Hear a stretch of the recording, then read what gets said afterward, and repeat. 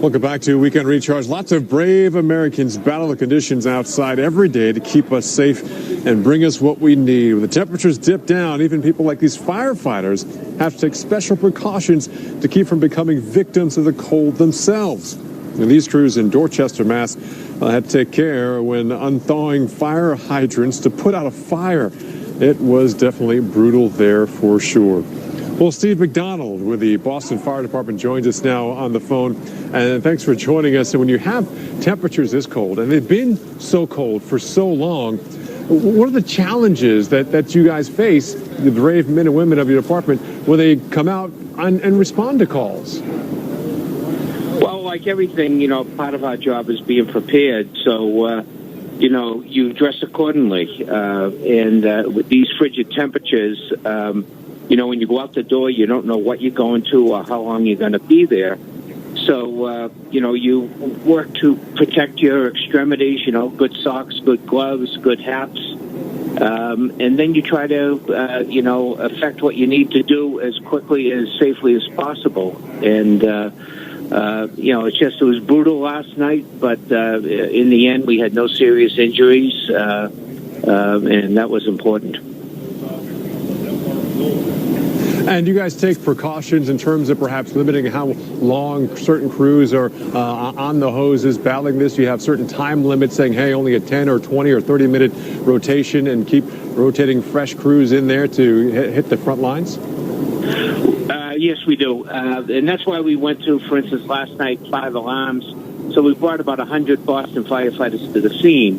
And we also had the Transit Authority provides a bus, and they basically become warming shelters where we'll take a whole crew will be 4 or 5 firefighters, and they'll basically get tapped on the shoulder, they'll get tapped out and say, okay, get in the bus, get a little warmth, get a little coffee or hot chocolate in you, and we'll have fresh crews rotate in. And that's an important part, especially when you're doing a long stand in the freezing temperatures.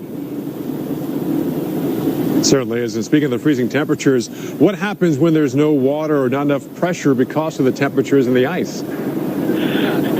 In Boston, we're fortunate we have about 13,000 fire hydrants. And since day one, when all this started, Mayor Walsh repeatedly has urged the public to adopt the hydrant in front of your home, shovel it out, because you just never know when we're going to need it. Last night, that was the case. The hydrants were shoveled.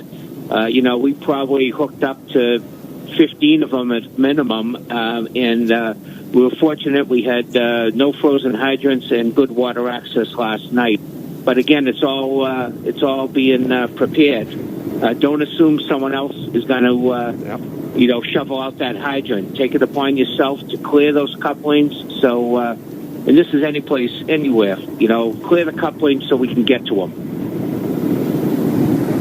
Great advice. Thank you for your time, sir. That is Steve McDonald with the Boston Fire Department joining us live there on the phone.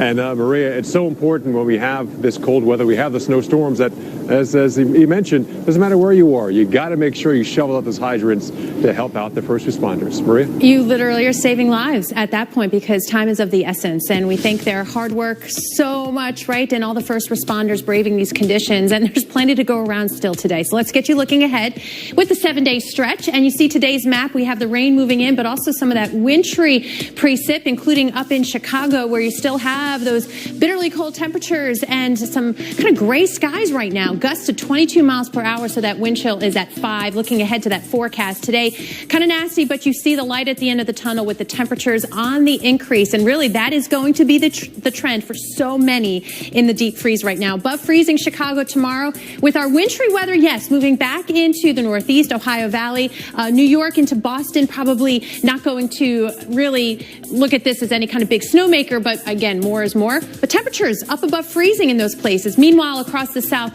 keeping an eye on those freezing temperatures and the potential for that freezing rain. And that rain coming back to Southern California, including Los Angeles. Could see some showers there today, Golden Globes tonight, and some of that rain may be enough to create some mudslides, and so we'll watch those burn scars. Right now out there, you can see the winds are calm. Visibility visibility is down to 4 miles. And again, if you are heading to the mountains, it is mountain snow and gusty winds there, but you can see the big improvement come Wednesday and Thursday with that sunshine returning, as well as those warmer temperatures. We get to Tuesday into Wednesday. The map looks a mess. We have our system in the west. We have the rain this time pushing all the way to the east and up into Michigan. Temperatures into the 40s, Chicago. So it is not a snow thing there for you. That continues on Thursday. On the backside of this, we see the snow in Minneapolis. Thursday and Friday, it moves off to the east, and by Saturday,